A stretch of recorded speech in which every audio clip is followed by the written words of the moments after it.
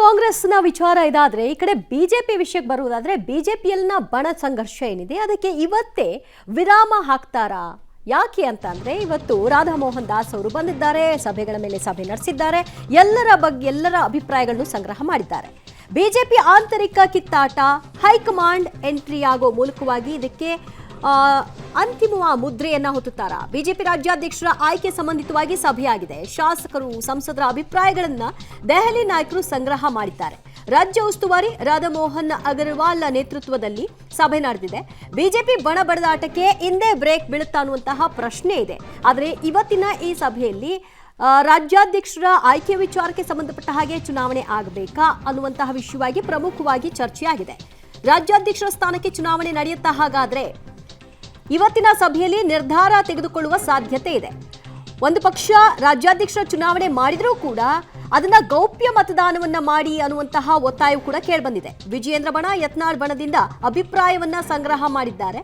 ಈ ಹೊತ್ತಿನಲ್ಲಿ ಅವರವರಿಗೆ ಏನೇ ಅನ್ನಿಸ್ತಾ ಇದೆಯೋ ಅದರ ಬಗ್ಗೆ ಮಾಹಿತಿಯನ್ನ ಹಂಚಿಕೊಂಡಿದ್ದಾರೆ. ಬಿಜೆಪಿ ರಾಜ್ಯಾಧ್ಯಕ್ಷರ ಸ್ಥಾನಕ್ಕೆ ಚುನಾವಣೆ ನಡೆಯುತ್ತಾ? ಇವತ್ತೇ ಆ ಕುರಿತಾಗಿ ಘೋಷಣೆ ಮಾಡುವಂತಹ ಸಾಧ್ಯತೆಗಳು ಕೂಡ ಇದೆ. ನಿರ್ಧಾರವನ್ನ ತೆಗೆದುಕೊಂಡು ಯಾವ ರೀತಿಯಾಗಿ ಚುನಾವಣೆ ಆಗಬೇಕು ಅನ್ನುವಂತಹ ಪ್ರಶ್ನೆ ಕೂಡ ಇಲ್ಲಿ ಎದುರಾಗಿದೆ. ಬ್ಯಾಲೆಟ್ ಮತದಾನ ಆಗಬೇಕಾ, ಗೌಪ್ಯ ಮತದಾನ ಆಗಬೇಕಾ, ಈ ರೀತಿಯ ಚರ್ಚೆಗಳು ಹಿಂದೆಲ್ಲ ಆಗಿದೆ, ಆ ರೀತಿಯ ಚುನಾವಣೆಗಳು. ಸೊ ಈಗ ಅದೇ ರೀತಿಯ ಚುನಾವಣೆಗಳಿಗೆ ಹೋಗಿ ಅನ್ನುವಂತಹ ಕೂಗು ಕೂಡ ಎದ್ದಿದೆ. ಈ ಕಡೆ ವಿಜಯೇಂದ್ರಗೆ ಎದುರಾಳಿಯಾಗಿ ಯಾರು ನಿಂತ್ಕೊಳ್ತಾರೆ ಅನ್ನುವಂತಹ ಪ್ರಶ್ನೆ ಇದೆ. ಯತ್ನಾಳ್ ಅವರು ಈಗಾಗಲೇ ಹೇಳಾಗಿದೆ, ನಮ್ಮ ಕಡೆಯಿಂದಲೂ ಕೂಡ ಒಬ್ಬರನ್ನ ಅಭ್ಯರ್ಥಿ ಹಾಕ್ತೀವಿ ಅಂತ. ನೋಡ್ಬೇಕೇನ್ ಮಾಡ್ತಾರೆ ಅಂತ.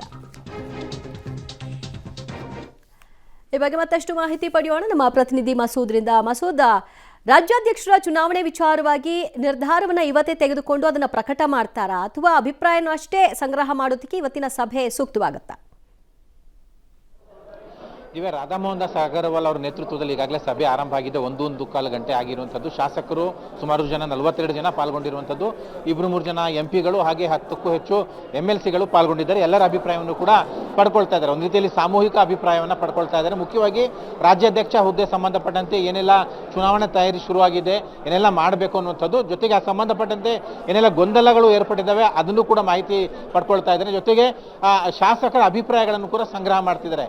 ಪಕ್ಷದಲ್ಲಿ ಸಾಕಷ್ಟು ಭಿನ್ನಮತ ಇರೋ ಹಿನ್ನೆಲೆಯಲ್ಲಿ ಬಹುತೇಕ ಶಾಸಕರು ಪರಿಸ್ಥಿತಿ ಸರಿ ಮಾಡಿ, ಬಣ ಕಚ್ಚಡ ಜಾಸ್ತಿ ಆಗ್ತಿದೆ ಪಕ್ಷದಲ್ಲಿ, ಅದನ್ನ ಸರಿಪಡಿಸಿ ರಾಜ್ಯಾಧ್ಯಕ್ಷರನ್ನ ನೇಮಕ ಹೈಕಮಾಂಡ್ ಮಾಡಲಿ, ಯಾರನ್ನೇ ಮಾಡಿದ್ರು ನಾವು ಒಪ್ಕೊಳ್ತೇವೆ, ಆದರೆ ಬಣ ಬಡಿದಾಟ ಏನಿದೆ ಅದಕ್ಕೆ ಬ್ರೇಕ್ ಹಾಕಿ ಅನ್ನುವಂತಹ ಆಗ್ರಹವನ್ನು ಮಾಡ್ತಾ ಇದ್ದಾರೆ. ಇದೇ ವೇಳೆ ರಾಜ್ಯಾಧ್ಯಕ್ಷ ಚುನಾವಣೆ ಸಂಬಂಧಪಟ್ಟಂತೆಯೂ ಕೂಡ ಅಭಿಪ್ರಾಯವನ್ನು ಸಂಗ್ರಹ ಮಾಡಿದ್ದಾರೆ. ಇವತ್ತು ಚುನಾವಣೆ ಯಾವಾಗ ಆಗುತ್ತೆ ಅಂತ ತೀರ್ಮಾನ ಆಗಲ್ಲ, ಆದರೆ ಚುನಾವಣೆ ಮಾಡಬೇಕಾ ಅಥವಾ ಸಹಮತನ ಬಹುಮತನ ಅನ್ನೋ ಆಧಾರದಲ್ಲಿ ಏನು ಮಾಡಬೇಕು ಅಂತ ಒಂದು ರಿಪೋರ್ಟ್ ಅನ್ನು ರೆಡಿ ಮಾಡ್ಕೊಂಡು ಹೈಕಮಾಂಡ್ಗೆ ರಾಧಾ ಮೋಹನ್ ದಾಸ್ ಅವರು ಸಬ್ಮಿಟ್ ಮಾಡ್ತಾರೆ. ಈಗ ಶಾಸಕರ ಸಭೆ ನಡೀತಾ ಇರುವಂಥದ್ದು, ನಂತರ ಕೋರ್ ಕಮಿಟಿ ಸಭೆ ಕೂಡ ಇದೆ. ಕೋರ್ ಕಮಿಟಿ ಸಭೆಯಲ್ಲಿ ಸಮಗ್ರವಾಗಿ ಚರ್ಚೆ ಮಾಡಿ ಒಂದು ತೀರ್ಮಾನಕ್ಕೆ ರಾಧಾ ಮೋಹನ್ ದಾಸ್ ಅಗರ್ವಾಲ್ ಅವರು ಬರ್ತಾರೆ. ಚುನಾವಣೆ ಮಾಡಬೇಕಾ, ಇಲ್ಲ ಗುಪ್ತ ಮತದಾನನ, ಇಲ್ಲ ಸಹಮತದಿಂದ ಆಯ್ಕೆ ಮಾಡಬೇಕನ್ನುವಂತಹ ಏನು ಅಭಿಪ್ರಾಯ ಇದೆ ಅದನ್ನು ಹೈಕಮಾಂಡ್ಗೆ ತಿಳಿಸ್ತಾರೆ. ಹೈಕಮಾಂಡ್ ಏನು ತೀರ್ಮಾನ ತೆಗೆದುಕೊಡುತ್ತೆ ಅದನ್ನು ರವಾನೆ ಮಾಡುತ್ತೆ ಸಂದೇಶ.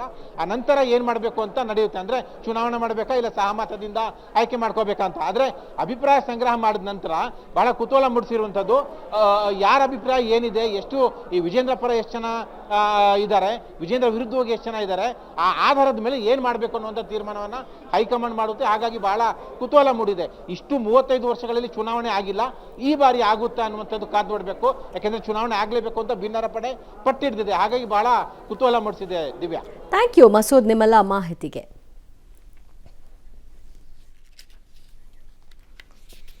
ಒಟ್ಟಿನಲ್ಲಿ ಇದನ್ನ ಸಮಾಧಾನ ಪಡಿಸಕ್ಕೆ ಹೈಕಮಾಂಡೇ ಬರಬೇಕಾಯ್ತು, ಹೈಕಮಾಂಡ್ ನಾಯಕರೇ ಬರಬೇಕಾಯ್ತು. ಎಂಥ ಅಶಿಸ್ತಿನ ಪಕ್ಷ ಅಲ್ವಾ? ನಾಳೆಯಿಂದ ಇದನ್ನ ಅಶಿಸ್ತಿನ ಪಕ್ಷ ರಾಜ್ಯದಲ್ಲಿ ಅಂತ ಇದನ್ನ ಇಡಬೇಕಾಗತ್ತೆ. ಇನ್ಯಾರು ಹೇಳ್ಕೊಳ್ಳೋಂಗಿಲ್ಲ. ಕರ್ನಾಟಕದಲ್ಲಿ ಬಿಜೆಪಿ ಅಂತಂದ್ರೆ ಅದು ಅಶಿಸ್ತಿನ ಪಕ್ಷ ಅಂತ ಹೇಳ್ಕೊಳ್ಬೇಕಾಗತ್ತೆ. ನಿಲ್ಲಲ್ಲ. ನೀವು ಚುನಾವಣೆ ನಡೆಸಿದ್ರೆ ಇದೇನ್ ನಿಲ್ಲತ್ತೆ ಅಂದ್ಕೊಂಡಿದ್ದೀರಾ? ಸಾಧ್ಯನೇ ಇಲ್ಲ. ಇದು ಹಿಂಗೆ ಮುಂದುವರಿಯುತ್ತೆ. ನಾಳೆ ಕುರ್ಚಿಗೋಸ್ಕರ ಶುರು ಆಗತ್ತೆ, ಪೊಸಿಷನ್ಗಳಿಗೋಸ್ಕರ ಶುರು ಆಗತ್ತೆ, ಪದಾಧಿಕಾರಿಗಳ ವಿಚಾರಕ್ಕೆ ಶುರು ಆಗತ್ತೆ, ಅಪೋಸಿಷನ್ ಲೀಡರ್ಗೆ ಶುರು ಆಗತ್ತೆ. ಅಯ್ಯೋ, ಇವ್ರದ್ದು ಬೇಕಾ, ಅಧಿಕಾರದಲ್ಲಿ ಇದ್ರು ಅಂತಾರ, ಇಲ್ದೇ ಇದ್ರು ಅಂತಾರ. ಅವಾಗೂ ಕಿತ್ತಾಡ್ಕೊಂಡ್ರು ಮುಖ್ಯಮಂತ್ರಿ ವಿಚಾರಕ್ಕೆ, ಈಗ ಇದಕ್ಕೂ ಕಿತ್ತಾಡ್ಕೊಳ್ತಾ